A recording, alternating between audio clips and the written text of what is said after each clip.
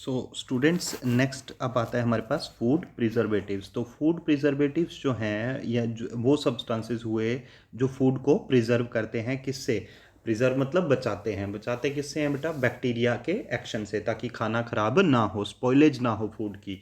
तो देखिए, food preservatives prevent spoilage of food due to microbial growth, क्योंकि microorganisms की ग्रोथ होती है तभी तो खाना खराब होगा। तो फूड प्रिजर्वेटिव्स क्या करेंगे? माइक्रोऑर्गेनिजम्स की ग्रोथ होने से रोकेंगे और इस तरह से फूड खराब नहीं होगा। The most commonly used food preservative include table salt, sugar, vegetable oils and sodium benzoate, C6H5, COO negative, Na positive. तो सबसे कॉमन जो फूड प्रिजर्वेटिव्स हम घर पे यूज़ करते हैं वो है टेबल सॉल्ट। टेबल सॉल्ट मतलब जो नमक बेटा, NaCl। शुगर यानी चीनी। वेजिटेबल ऑयल्स जो भी हम यूज़ करते हैं, जैसे पिकल्स में भी ऑयल यूज़ करते हैं, तो वो प्रिजर्वेटिव का काम करता है। अच्छा, एक केमिकल भी है ये, कौन सा? Sodium benzoate. तो सोडियम बेंजोएट जो है is used in limited quantities. ये बता रहा है sodium benzoate is used in limited quantities it is and is metabolised in the body. और ये बॉडी में मतलब मेटाबोलाइज मतलब खत्म हो जाता है बॉडी के अंदर। अच्छा, salts of sorbic acid and propanoic acid are also used as preservatives. तो ये भी प्रिजर्वेटिव का काम करते हैं। अच्छा, मैं यहाँ पे एक और बात बता देता हूँ। जैसे ये नाम लिया इसने, देखो, प्रोपेनोइक एसिड, ये सॉर्बिक एसिड। चलो, आपको फॉर्मूला नहीं पता, इसको याद फॉर्मूले की जरूरत भी नहीं है। पर चलो, प्रोप मतलब 3 कार्बन आ गए, और ये बेंजोएट आ गया, बेंजीन रिंग आ गई। तो ये दोनों जो हैं, प्रोपेनोइक एसिड और सोडियम बेंजोएट, और इवन ये सॉर्बिक एसिड, ये जो हैं ये ऑर्गेनिक फूड प्रिजर्वेटिव हैं। ऑर्गेनिक मतलब क्योंकि ये ऑर्गेनिक कंपाउंड्स है। और ये आ जाओ बेटा यहाँ पे, इवन शुगर जो है, चीनी, C12H20, ये भी ऑर्गेनिक कैटेगरी में आएगी। लेकिन टेबल सॉल्ट मतलब क्या हुआ? NaCl। तो ये किस में आएगा? इनऑर्गेनिक में। तो ये ध्यान रखना है। एक बार ऐसे क्वेश्चन भी आया था कि एक एग्जांपल ऐसा दो फूड प्रिजर्वेटिव का कि जो ऑर्गेनिक कंपाउंड है, और एक ऐसा दो जो इनऑर्गेनिक है। तो ऑर्गेनिक पूछेगा तो आप ये प्रोपेनोइक हो गया, अब सोडियम बेंजोएट हो गया, या सॉर्बिक, ये बता। शुगर भी ऑर्गेनिक में आ जाएगा, लेकिन NaCl जो है वो इनऑर्गेनिक में जाएगा। तो ये थे फूड प्रिजर्वेटिव्स। नेक्स्ट बात करते हैं बेटा क्लींजिंग एजेंट्स की। अब पहले तो ये क्लींजिंग एजेंट का मतलब क्या है? क्लींजिंग एजेंट मतलब जो क्लोथ्स को क्लीन करने के यूज़ आते हैं, या फिर हम घर पे भी अपने जो कुकिंग यूटेंसिल्स वगैरह होते हैं उनको वाशर जो कहते हैं, तो मतलब बर्तन धोने के लिए, वो भी क्लींजिंग एजेंट्स हो गए।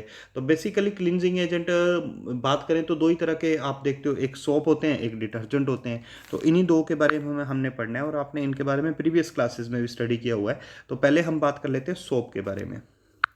तो देखिए, सोप, ये डेफिनेशन जो है ये आप 10th क्लास से पढ़ते आ रहे हैं। क्या बताया? सोप्स आर सोडियम और potassium salts of long chain fatty acids.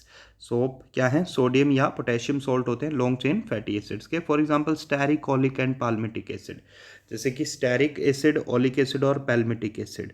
अच्छा, soaps are formed by reaction known as saponification reaction. इसके आगे बेटा मेंशन कर लेना चाहिए, स्पोनिफिकेशन वर्ड के आगे रिएक्शन वर्ड लिख देना, REACTION।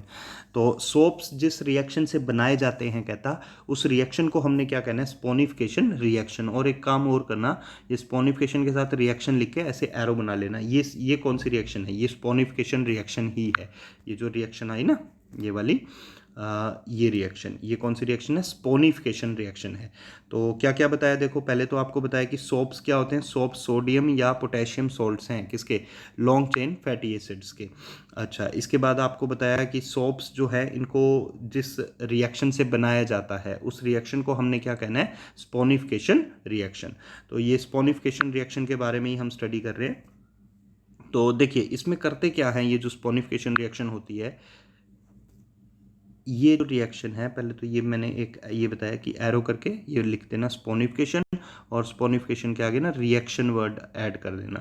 तो ये जो रिएक्शन है ये कौन सी है? ये वाली स्पोनिफिकेशन रिएक्शन है। अच्छा, स्पोनिफिकेशन रिएक्शन में ये इस तरह का एक एस्टर ले लेते हैं। एस्टर क्या होते थे? C डबल बॉन्ड OR वाले। तो इस तरह का एक एस्टर ले लेते हैं। अब ये जो एस्टर है हमारे पास, ये ले लिया, जैसे हमने C17H35, C17H35, C17H35 है। आगे क्या? आगे C double bond O, C double bond O, C double bond O, O, और ये CH2, CH और CH2। इसको कहेंगे ग्लिसराइल एस्टर।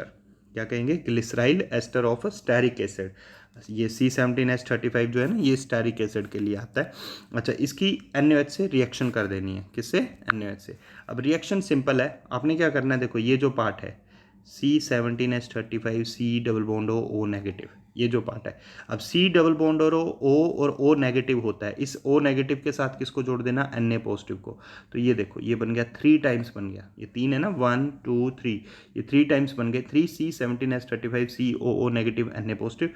और ये जो पोर्शन बच गया कौन सा? CH2 CH और CH2, ये जो पोर्शन है हमारा, इसके साथ कौन ज्वाइन हो गए? OH ज्वाइन हो गए, तो ये OH ज्वाइन कर दो। अच्छा, यहाँ पे एक और चीज़, ये सिंगल बॉन्ड में आएंगे बेटा OH, डबल बॉन्ड लग रही है, डबल नहीं बनाना, ये सिंगल बॉन्ड में आएंगे, CH2OH CHOH और CH2। ये क्या है? ग्लिसरोल या ग्लिसरीन भी कहते हैं इसको। इसको घर पे भी यूज़ करते हैं बेटा, जो मतलब स्किन वगैरह पे अप्लाई करते हैं इसको। तो ये ग्लिसरोल या ग्लिसरीन का फॉर्मूला है, CH2 सिंगल बॉन्ड है, OH CHOH और CH2OH। अच्छा, नेक्स्ट बात करते हैं अब। तो ये जो सोप बनता है, ये जो स्पोनिफिकेशन रिएक्शन में सोप बन गया ना, तो इसके साथ में बाय प्रोडक्ट भी बन रहा है। कौन सा बाय प्रोडक्ट बन रहा है? ग्लिसरीन बोल दो या ग्लिसरॉल बोल दो। तो ये एक कोलोइडल मिक्सचर बनता है दोनों का। अब इस कोलोइडल मिक्सचर से सोप को अलग करने के लिए NaCl ऐड कर देते हैं। NaCl ऐड करने से सोप की PPT बन जाती है। तो वही यहाँ पे ये बताया है आपको कि सोप जो होता है, soap obtained remains in colloidal form. It is precipitated from the solution. Solution मतलब वो ग्लिसरीन और सोप का जो मिक्सचर है उसको कह रहा है। बाय एडिंग सोडियम क्लोराइड, क्या ऐड कर देना है इसमें? सोडियम क्लोराइड ऐड कर देना है। अच्छा, only sodium and potassium salts are soluble in water. सिर्फ कौन से डिजोल्व होते हैं? सोडियम और पोटेशियम साल्ट्स ही वाटर में डिजोल्व होते हैं फॉर क्लीनिंग पर्पसेस। अच्छा, generally potassium soaps are soft to the skin than sodium soaps. Generally क्या होता है? पोटेशियम सोप्स जो होते हैं ये हमारी स्किन के लिए ज़्यादा सॉफ्ट होते हैं, किसकी कंपैरिजन में? सोडियम के कंपैरिजन में। अच्छा, नेक्स्ट बात करते हैं टाइप्स ऑफ सोप के बारे में। तो टाइप्स ऑफ सोप में हमारे पास सबसे फर्स्ट आ गए टॉयलेट सोप्स। टॉयलेट सोप्स का मतलब होता है बेटा जो बाथिंग में यूज़ होते हैं उनको कहते हैं टॉयलेट सोप्स। तो toilet soaps are prepared by using better grades of fats and oil. कहता है इसमें अच्छे काफ़ी बेटर ऑयल्स को यूज़ किया जाता है या फैट्स को यूज़ किया जाता है, क्योंकि स्किन पे अप्लाई करने होते हैं बेटा, सिंपल बात ये है। And is care is taken to remove excess alkali. अब ये अल्कली क्या है एक बार मैं बता देता हूँ। ये NaOH नहीं यूज़ किया हमने, ये अल्कली है। तो कई बार क्या होता है, अगर ये एक्स्ट्रा है मतलब ज़रूरत से ज़्यादा है एक्सेस में, तो ये NaOH तो हमारी स्किन के लिए सेफ से मतलब एक किस्म से हार्मफुल होता है, ये बर्न कर सकता है बेटा स्किन को। तो इसलिए एक्स्ट्रा NaOH को हटा देना है जब भी टॉयलेट सोप्स बनाने हैं। क्यों? क्योंकि टॉयलेट सोप्स तो स्किन पे अप्लाई करने हैं। तो वही ये बता रहा है कि and care is taken to remove excess alkali. अच्छा, colour and perfumes are added to make this more attractive. ये आपको पता ही है, अलग अलग कलर के, कोई ग्रीन कोई पिंक, इस तरह से सोप्स चल पड़े हैं अलग अलग, तो वो कलर ऐड किया गया है। और साथ में उनसे खुशबू आए इसके लिए कुछ परफ्यूम्स भी मिला दिए जाते हैं। अच्छा, नेक्स्ट देखिए, नेक्स्ट ये कह रहा है soaps that float in water are made by beating tiny air bubbles before their hardening. यानी वो सोप्स जो वाटर में फ्लोट कर लेते हैं, ये सिंपल बेसिकली एक एडवर्टाइजमेंट करने के लिए कि फ्लोट कर रहा है तो वो लोगों को कुछ अलग दिखेगा तो वो उसको परचेज कर लें, ये टेक्निक होती है। उसमें क्या किया जाता है, बस सोप जब वो बन रहा होता है, जब उसकी PPT बन रही होती है, तो वहाँ पे एयर ब्लो की जाती है जिससे बीच में एयर्स आ जाएं। तो जब उसके अंदर एयर के वैक्यूल्स बन जाएंगे ना, या एयर की कैविटीज़ टाइप बन जाएंगी, तो वो वाटर में फ्लोट कर लेगा, बस इतनी सी बात है। अच्छा, transparent soaps are made by dissolving the soap in ethanol. अब ट्रांसपेरेंट सोप अगर बनाना है तो उसमें सोप में क्या मिक्स कर दिया जाता है, कहता इथेनॉल ऐड कर दिया जाता है। अच्छा, नेक्स्ट है शेविंग सोप्स। शेविंग सोप्स जो होते हैं contain glycerol to prevent rapid drying. ये ध्यान रखना, शेविंग सोप्स में क्या ऐड किया जाता है, कहता है ग्लिसरॉल या ग्लिसरीन जो समझाया पीछे, वो ऐड कर दिया जाता है ताकि फोम जो होता है ना वो जल्दी ड्राई ना हो, वो जल्दी ना सूखे। अच्छा, a gum called rosin is added while making them. साथ में एक गम भी मिलाई जाती है जिसको कहते हैं रोजिन, मिला देते हैं उसमें। और ये रोजिन मिलाने से क्या होता है, वो सोडियम रोजिनेट बन जाता है। क्या बन जाता है? सोडियम रोजिनेट। सोप क्या है? सोडियम पोटेशियम सॉल्ट है ना, तो रोजिन मिलाया तो सोडियम रोजिनेट बन गया, विच लेदर्स वेल, जिससे झाग बहुत अच्छा बनेगा। तो ये दो चीज़ें जो हैं वो बताई बेटा शेविंग सोप्स में मिलाने को। एक तो मिलाना है ग्लिसरॉल। ग्लिसरॉल का क्या फ़ायदा होगा कि वो जो सोप है वो जल्दी ड्राई नहीं होगा, वो सूखेगा नहीं। और दूसरा क्या मिलाते हैं? रोजिन। रोजिन मिलाने से क्या होता है? झाग खूब सारा बनेगा, अच्छा झाग बनेगा, ये है। अच्छा नेक्स्ट देखिए, लॉन्ड्री सॉप्स यानी कपड़े धोने वाले जो होते हैं, कंटेन फिलर्स लाइक सोडियम रोजिनेट। रोजिनेट का अभी अभी काम बताया आपको, झाग ज़्यादा बने। Sodium silicate, borax and sodium carbonate, ये भी मिला दिए जाते हैं इसमें। और नेक्स्ट आता है हमारे पास soap powders and scouring soap. Scouring बेटा जो कप बर्तन धोने के काम आते हैं। Contain some soap scouring agent. इनमें क्या होता है? एक स्काउरिंग एजेंट होता है। स्काउरिंग मतलब खरोचने वाला एजेंट, एब्रेसिव कह लो। Such as powdered pumice. Pumice एक बेटा पत्थर ही होता है, और मतलब स्टोन मिला दिया जाता है पाउडर्ड फॉर्म में, ताकि वो जब उस पर वेसल्स पे, जो ऑयली वेसल्स हैं उन पे चले तो वो ऑयल को वहाँ से रिमूव कर सके। और या कोई निशान वगैरह लग गया है, जैसे खाना बनाते टाइम थोड़ा जल गया तो उसके निशान रह जाता है, तो उसको वो हटा सके, इसलिए उसमें वो प्यूमाइस या फाइनली डिवाइडेड सैंड मिला दी जाती है। And builders like sodium carbonate and try sodium phosphate, ये भी मिलाए जाते हैं। ये बिल्डर्स जो होते हैं, ये सोडियम कार्बोनेट जो बात कर रहा है, ये आपने +1 में जो एक टॉपिक पढ़ा था ना हार्ड वाटर वाला, तो वो कंसेप्ट होता है इनका। क्योंकि ये क्या करेंगे? हार्डनेस को रिमूव करेंगे, तो सोप जो है वो ज़्यादा लेदर बनाएगा। आप कहते थे ना हार्ड वाटर में क्या होता है? Soap does not form lather easily, तो वो चीज़ होती है। तो अगर वाटर हार्ड हो तो ये सोडियम कार्बोनेट उसकी हार्डनेस को ख़त्म कर देगा और लेदर अच्छा बनेगा। अच्छा, तो ये चीज़ आती है, builders make the soap act more rapidly.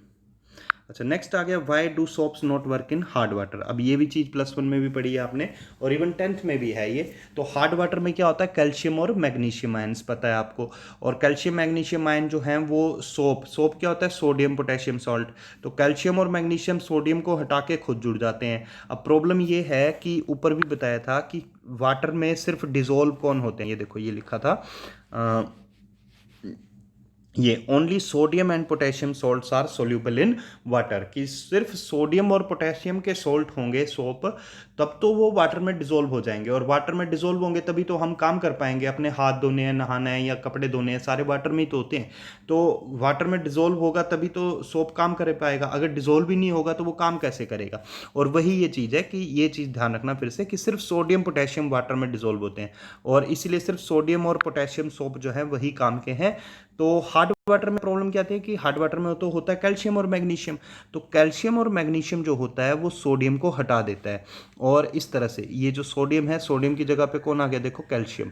अब पर कैल्शियम आ तो गया, पर इस सोप का कोई फायदा नहीं है, क्यों? ये तो वाटर में डिजोल्व होगा ही नहीं, और इसको ये तभी तो ये लिखा है देखो, डिजोल्व भी नहीं होगा, तो इनसोल्यूबल कैल्शियम स्टीरेट या स्कम भी कह देते हैं इसको। तो ये प्रॉब्लम है हार्ड वाटर में, कि हार्ड वाटर में क्या होता है? कैल्शियम और मैग्नीशियम, और कैल्शियम मैग्नीशियम जब सोडियम को हटा के खुद जुड़ जाएंगे तो वो जो सब्सटेंस बनेगा जिसको स्कम कहते हैं, वो वाटर में डिजोल्व भी नहीं होता। डिजोल्व भी नहीं होगा तो सोप काम कैसे करेगा? तो ये प्रॉब्लम है। तो देखिए एक बार पढ़ भी लेते हैं। Hard water contains calcium and magnesium ions. These ions form insoluble calcium and magnesium soaps. तो इनसोल्यूबल मतलब वाटर में डिजोल्व नहीं होंगे। व्हेन सोडियम और potassium salts are dissolve in hard water. ये रिएक्शन है, इस रिएक्शन को भी देख लो, ये Na था, कैल्शियम ने Na को रिप्लेस कर दिया और इस तरह से ये बन गया। अच्छा, these insoluble soaps separate as scum. ये कैसे सेपरेट होते हैं? एज स्कम सेपरेट होते हैं इन वाटर, और and are useless as cleansing agent. Useless तो है ही है क्योंकि पानी वाटर में घुलेंगे ही नहीं वो, तो झाग भी नहीं बनेगा बेटा। अच्छा, in fact these are hindrance to good washing. कहता है इनफैक्ट ये अच्छी क्लींजिंग एक्शन के लिए, अच्छे से सफाई हो उसके लिए ये रुकावट हैं। क्यों? Because the precipitate adheres. Adheres का मतलब चिपक जाना, स्टिक हो जाना, on to the fibre of the cloth as gummy mass. तो ये कपड़े पे, जिस कपड़े को आप धोना चाह रहे हो उस पर चिपक जाएगा ये एज अ गमी मास। और आगे क्या कहता है? Hair washed with hard water. बालों को अगर हार्ड वाटर से धोगे तो वो डल लगेंगे, अच्छे नहीं दिखेंगे, because of this sticky precipitate. अच्छा, dye does not absorb evenly on cold on sorry dye dye अगर यूज़ करें कपड़े पे जो रंग लगाते हैं, तो वो भी अगर ऐसे क्लॉथ पे ही अप्लाई करते हो जो हार्ड वाटर से धोया गया है, तो उस पे अच्छे से लगेगा नहीं। क्यों? बीच बीच में वो इनसॉल्युबल सोप यानी स्कम चिपकी होगी, तो स्कम के ऊपर जो रंग आएगा वो कपड़े पे तो गया ही नहीं बेटा, इसलिए। तो dye does not absorb evenly on cloth washed with soap using hard water because of this gummy mass.